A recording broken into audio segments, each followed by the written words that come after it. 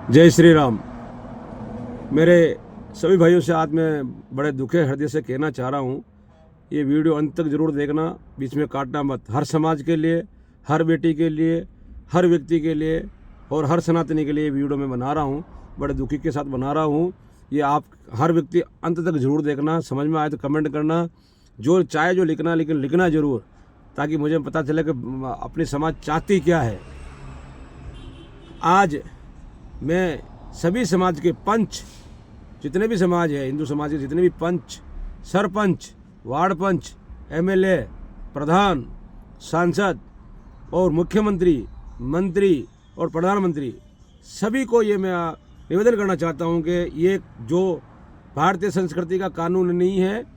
आज एक बाप, अंत तक जरूर सुने, आज एक बाप अपनी बेटी को कितने लाड प्यार से पालता है, बड़ा करता है, पढ़ाता है, लिखाता है, नौकरी तक की व्यवस्था करवाता है, और 18 साल की होने के बाद ये सरकार कहती है कि इस बेटे पे बाप का कोई अधिकार नहीं है। वो किसी के साथ भग जाए, अच्छा बुरा करे, तो माँ बाप का अधिकार नहीं होता है। आज पूछिए उस बाप से जाके, उस माता पिता से जाके पूछिए जिसकी बेटी ने ऐसा कोई गलत काम किया, वो भग गई, तो उस पर क्या बीती। वो कानून जाके बोलता कि मैं इसको नहीं जानती हूँ।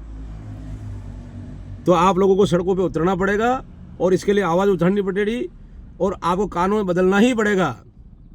माता पिता की बिना मर्जी के या उनके भाई की बिना मर्जी के या उनके कोई भी परिवार, अगर माता पिता नहीं, उनका कोई परिवार के बिना अगर मर्जी के शादी हुई, तो ये हमको माननी नहीं, ये कानून बनाना जरूरी है। इसमें आप सभी को सहमत, हर समाज के व्यक्ति को सहमत होना चाहिए। सरकार ने समाजें खत्म कर दी, परिवार खत्म कर दिए, तो फिर आप क्या कर रहे हो? फिर आप पंच पंचायतें लेके बैठे रहो, कानून तो आपकी मानते ही नहीं ना। अरे ये कानून यहाँ का नहीं, इंग्लैंड का कानून है।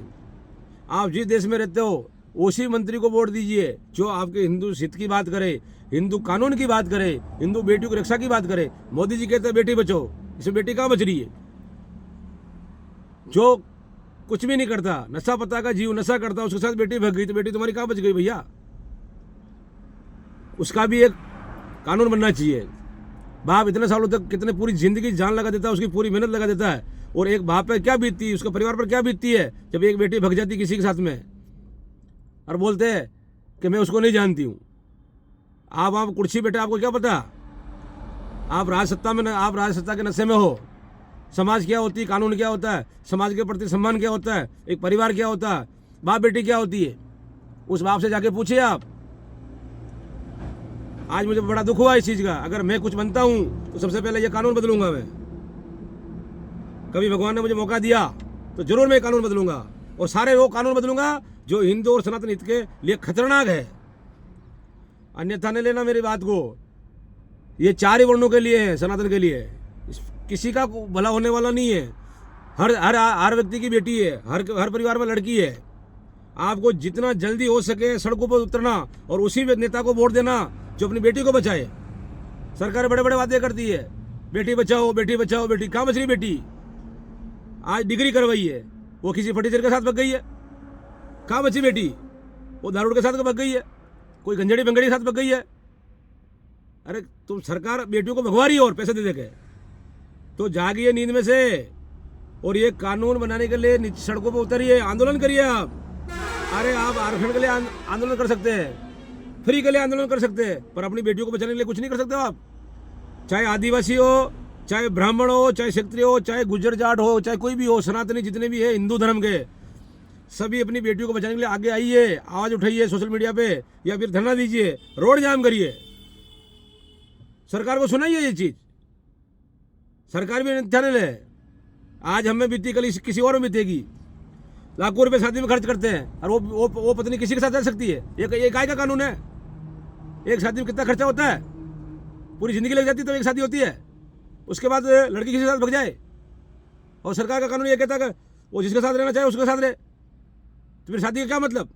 माता पिता क्या मतलब? केवल लड़की का कानून है, माँ बाप का कोई कानून नहीं, उसी परिवार के लिए कोई कानून नहीं है। ये जागिए और इस पर सोचिए और उत्तर दीजिए, आगे शेयर कीजिए। नहीं होगा तो फिर हम आंदोलन करेंगे, मैं उतरूंगा सड़कों पे। आने वाले समय में मैं उतरूंगा सड़कों पे, मेरी समाज की बेटियों को बचाने के लिए, हिंदू समाज को बचाने के लिए। इतना खर्चा करने, डिग्री वाली लड़कियां भाग रही है, बच्चों को साथ लेकर भाग रही है, और उन बच्चों का क्या दोष है? कभी सोचा सरकार ने? ये सरकारी वकील बनकर बैठे हैं, इंग्लैंड के कानून के बन गए, उनको यही पता नहीं कि धर्म क्या, न्याय क्या, न्याय ये होता है क्या? उस लड़के के लिए न्याय, माता पिता के लिए कोई न्याय नहीं क्या? ऐसे कोर्ट कानून को बदलिए, संविधान को बदलिए। आप बहुत कुछ कहना है, लेकिन मैं आज नहीं कहूँगा, इतना ही कहूँगा, अपनी बहन बेटी को बचाने के लिए आपको आगे आना होगा और आपको कानून बदलवाना होगा। सरपंच आए, वार्ड पंच आए, एमएलए, एमपी, प्रधान, सांसद, मंत्री, कोई भी बने, उसको एक ही कहना, सब समाज वाले, कि हमारे बेटियों का कानून का सुधार करे तो हम वोट देंगे, तो बहिष्कार करेंगे। हमको नहीं चाहिए ऐसी सरकार, नहीं चाहिए ऐसा मंत्री नेता हमको। इसमें अगर गलत हो तो सब बोलिएगा मुझे, मैं हर समाज की बेटी के लिए बोल रहा हूँ। क्यों कि बेटी बाप के लिए, परिवार के लिए और समाज के लिए कितनी महत्वपूर्ण होती है।